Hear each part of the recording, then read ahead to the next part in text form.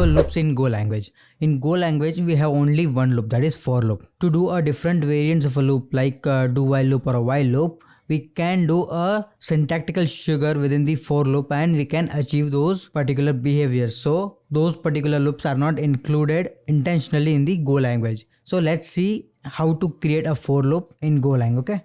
So to create a loop, what we'll be doing is we'll be using the for loop syntax for, and here we'll be initializing the variable. So suppose I'm initializing variable I equals to 0, then I will do the condition, test condition. So I'm adding I less than 5 and then I'll add the increment value for I till which conditions we should do the looping for this variable. Okay, suppose I plus plus.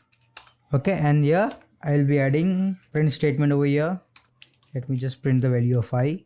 So this is a simplest for loop that we can achieve in Golang. What we did is we initialized the variable over here. We added the test condition, like what test condition should be satisfied for this particular loop, and we incremented the value for it and we printed it. So let's run this. You can see that we are getting the value from 0 to 4. Okay.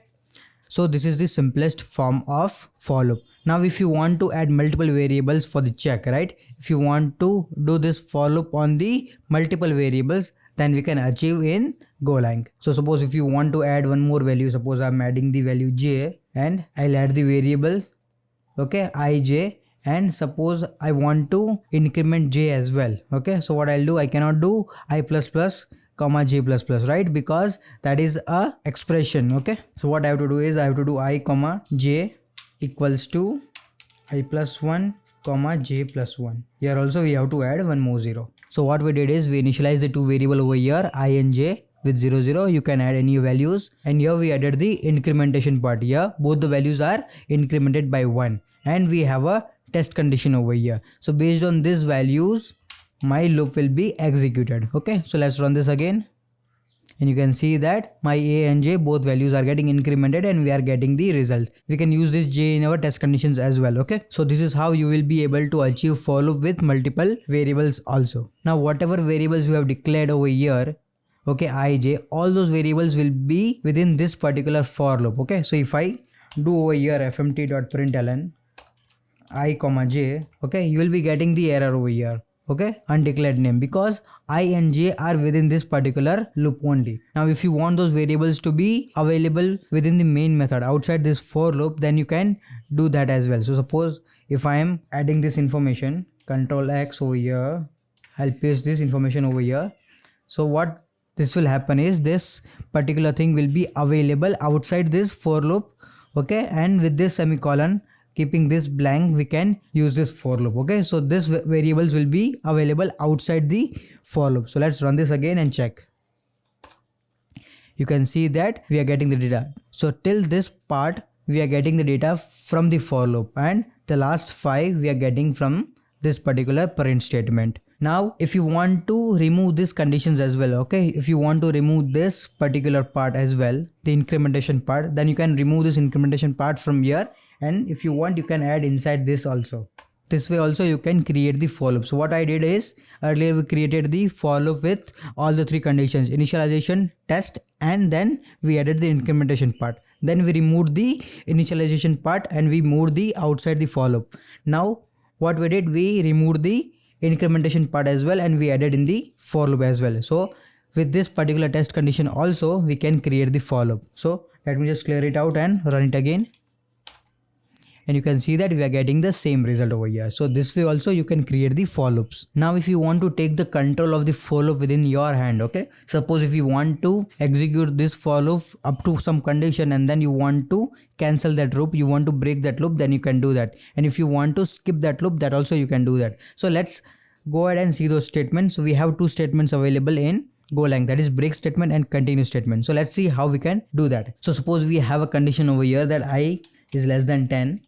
Okay, and we are incrementing the value over here with 1 values and we are printing those values. So let's check, like when we are getting the value to 6, at the time I want to break the operation. So if I equal to 6 and j equal to 6, break it.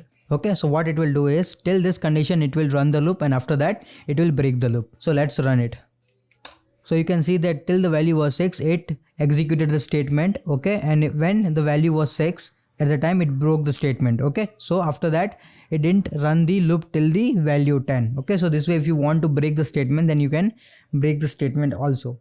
When you want to do this type of operation where you are taking the test inside this particular for loop also, then if you want, you can remove the test conditions from this for loop as well, and you can add this conditions inside this particular for loop, okay. So that will change the behavior of the for loop accordingly, while or do while, whatever you prefer. So if I remove this over here and the condition you have added is here, so what will happen is this loop will execute until value is 6, okay. After that it will break the for loop, okay. So if I run this again, so you can see that till the value was 6, this loop executed, and after that it failed. Now if I don't add this part over here, okay, if I remove the condition for the breaking of the loop or till how much time the loop should work, then it will loop through the infinite time, okay. So it will run infinitely. So that is not we want, right? So you should always add the conditions where to end the loop. Either you can add over here at the statement itself, or you can add within the for loop as well. So suppose if you want to skip any part, you want to skip the execution for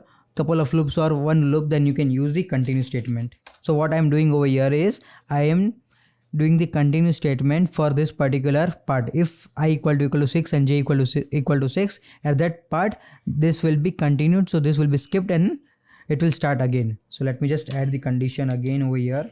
So it's not going to infinite loop. Let's run this again, okay. So you can see that my loop is executed successfully, okay. But you can see that my printing is done every time, but it continued but nothing happened. So let me just do this over here, okay.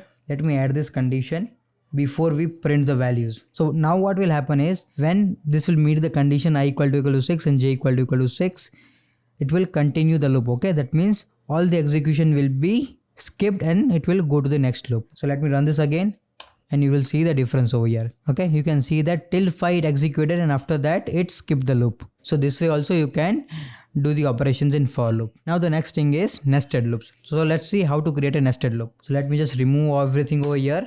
Let's create a loop for I equal to 0, I less than 5, I plus plus, and this is the for loop, okay, first for loop. Now inside this, if you want, you can create the another loop. So what I'm doing is I'm creating another loop where I'm initializing the variable j and I'm incrementing the value and I will test the value like j also should be less than 5 and j plus plus. So this is the another for loop. Now we can do some operations. So let me do fmt dot println I into j. So I'm doing a simple operation over here. I have created the nested loop. One is working on the I variable and the another one is working on the j variable, and inside this particular loop I am doing I cross j. So for every I available we will be multiplying with the every j for this particular loop. So let me clear this out. Now let me run this, okay. So I will run this over here. So you can see that we are getting the value over here. So for every I value, for every 0 value, we are multiplying with the 0 value. So 0 into 0, 0, 0 into 1, that is also 0. So first 5 values are 0, 1, 2, 3, 4, 5, and then next time we incremented the I. So I is 1 and j is 0. So 1 into 0 is 0. So 6 value is 0. And from the next time I is 1 and j is 1. So 1. So this way we are getting the values over here. Okay. So this is a nested for loop. Now if you want to do any control flow over here, if you want to break a loop or if you want to skip a loop, then you can do over here using the break and continue statement. So let's see how to do that. Okay. So what I'm doing over here is I'm adding some condition. If I into j equals to 0. Let me add this condition over here. So I'm doing if I into j equal to 0, then continue. So let's run this again. And you can see that what we did, we skip those statements, okay. So whenever we are getting the multiplication I into j equal to 0, we are skipping that statement, we are not printing those values and we are going to the next loop, okay. So this way you can do this continue statement. Now if I change it to break statement, what will happen? You can see that it broke the execution of this for loop. So when first time it came I into I equal to 0, so it broke the statement and it broke the entire loop. Now this way you can use the loops and nested for loops in Go language. Now let's see how to do loops in the collections also. So if you have a arrays, slices or a maps available, then how to loop through that as well, okay. So let me just clear this out. Okay, let me just clear this out also. Now let's create the array over here, okay. 1 2 3 4 5 6 7. This is a slice over here. Now let us use this. Okay, how to use this? Now here what we have to do is we have to do for loop and we have to get the index value and the value. So we will be doing kv, key value will be getting for the range a. So whatever the range it is over here, okay, we have to pass over here. So range of a. Now here we can do this over here, fmt.println k comma v.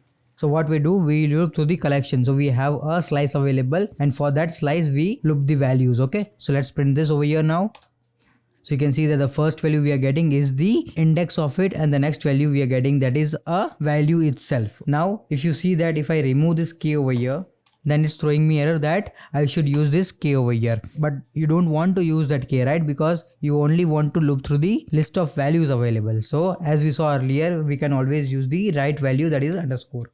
So now we can run through it. Okay, so this way you can loop through the collections also. You can also loop through the maps as well. So let's just create the map over here. So I'm taking the same example that we took earlier when we were working with maps. So this is the map that we created. Now let's loop through it. Okay, for key value pair, for range of shopping cart, and let's print those values, fmt.println k comma v. Let's clear this console and let's run this again. And you can see that we are getting the values keyboard, mouse, laptop, monitor and their values itself, right? So we are getting key and value. So if you just want to loop through the keys available, okay, so you can just remove this v variable over here, remove that v from here as well, and if you run this again, you will be just able to get the keys only. Now if you want to loop through the variables, you can do this way.